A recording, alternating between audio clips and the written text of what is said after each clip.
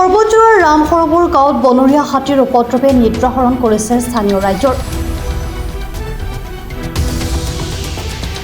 দীৰ্ঘদিন ধৰি হাতীৰ জাকে গাঁওখনত সন্ত্ৰাস সৃষ্টি কৰি আহিছে যদিও বন বিভাগে কোনো ফলপ্ৰসূ ব্যৱস্থা গ্ৰহণ নকৰাৰ অভিযোগ উত্থাপন কৰিছে ক্ষুব্ধ গাঁওবাসীয়ে। কোকৰাঝাৰ জিলাৰ পৰ্বতজোৰা মহকুমাৰ অন্তৰ্গত চুপাৰীঘাট বন প্ৰাধিকাৰী বিষয়া কাৰ্যালয়ৰ নিলগত অৱস্থিত ৰামসৰোবৰ গাঁওখনত দীৰ্ঘদিন ধৰি বনৰীয়া হাতীৰ জাকে নিশা নামিলে উপদ্ৰৱ চলাই আহিছে। খেতিপথাৰ কলবাৰী ধাননিৰ লগতে গাঁওবাসীৰ বাসগৃহৰ ওপৰতো আক্ৰমণ চলোৱাৰ অভিযোগ উঠিছে হাতীৰ জাকৰ বিৰুদ্ধে। প্ৰতিদিনে আতংকৰ মাজত দিন কটাবলগীয়া হৈছে অঞ্চলবাসী।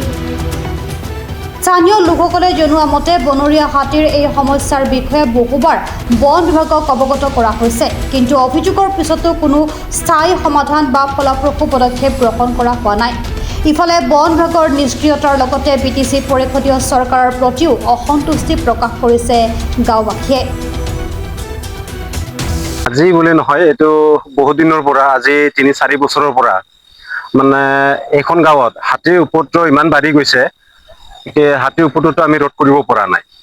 মানে মানুহৰ এইখন গাঁৱৰ মানুহৰ নিৰ্যাতন কৰিছে হাতী। আজি 2টা আহে, কালিলৈ পৰহিলৈ 4-5টা এনেকৈ হাতী জাক আহে। বাকী মানুহৰ ঘৰ বাৰী নষ্ট কৰি গৈছে। কিন্তু লগতে আমাৰ ডিঅ'পি অফিচ আছে বা ফৰেষ্ট অফিচ আছে, কোনো সিহঁতৰ পৰা কোনো আমি তেনেকা হাতী অহাটো ৰোধ কৰাৰ কাৰণে পদক্ষেপ কোনো লোৱা দেখা নাই। এই বন বিভাগৰ পৰা কোনো তেনেকা আমি সুবিধা বা সহায় সহযোগিতা পোৱা নাই। এইকাৰণে আমাৰ বহুত দুখ লগা কথা। আজি যিটো জনাঞ্চল আছিলে সেইটো বনাঞ্চলত পৰিণত হ'বলৈ গৈ আছে। মানে সদায় হাতীৰ উপদ্ৰৱ, এইখন গাঁৱৰ মানুহ সদায় নিদ্ৰাহৰণ হৈ থাকে। আমাৰ বিটিচিত আছে, বন বিভাগ আছে, কিন্তু বন বিভাগ বা কি কৰি আছে, শুই আছে না এতিয়া কুম্ভকৰ্ণ নিদ্ৰাৰ পৰা ভাঙা নাই নাজানো। কিন্তু আমি আশা কৰিছোঁ আগন্তুক দিনত যাতে আমাক ফৰেষ্ট ডিপাৰ্টমেণ্টৰ পৰা সহায় সহযোগিতা কৰে, তাকে মই কামনা কৰিছোঁ। আৰু যাতে আমাৰ কোনো গাঁৱৰ মানুহে ক্ষতি নহয়। ঘৰ বাৰীতো এনেকৈ বহুত ক্ষতি হৈছে, কিন্তু ভগৱান বা ঈশ্বৰৰ আশীৰ্বাদত আজিলৈকে মানুহৰ তেনেকৈ কোনো ক্ষয়ক্ষতি হোৱা নাই। আৰু মানুহে যিমানখিনি খেতি বাগান কৰিছিলে গোটেইখিনি নষ্ট কৰি পেলালে। তো সেইটোৱে। হাতী মুঠৰ ওপৰত কিমান আছে নাজানো, একজাক্ট আমি নাজানো, কিন্তু কেতিয়াবা আহে 6টা, কেতিয়াবা আহে 5টা, কেতিয়াবা 2টা, কেতিয়াবা 1টা, তেনেকৈ আহি থাকে সদায়।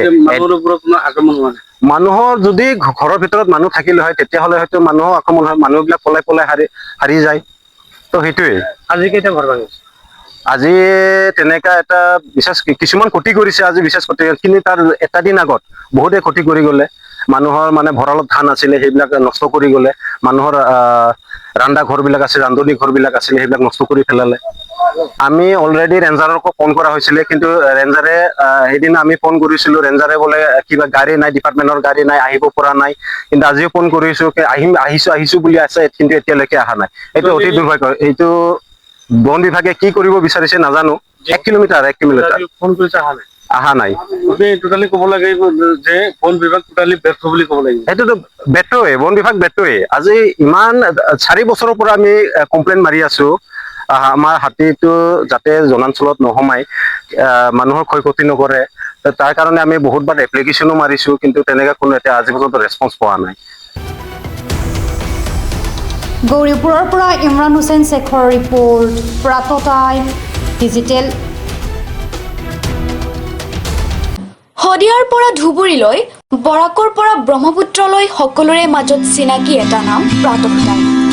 থলুৱা ভাষা, কৃষ্টি আৰু সত্য বাতৰিৰ আধাৰত প্ৰতিষ্ঠিত খবৰ প্ৰাত টাইমৰ প্ৰতিটো বা বাতৰি পুংখানুপুংখভাৱে চাবলৈ Facebook, YouTube, website, Twitter, Instagram আৰু ব্লগাৰ পেজত লাইক আৰু ফ'ল' কৰক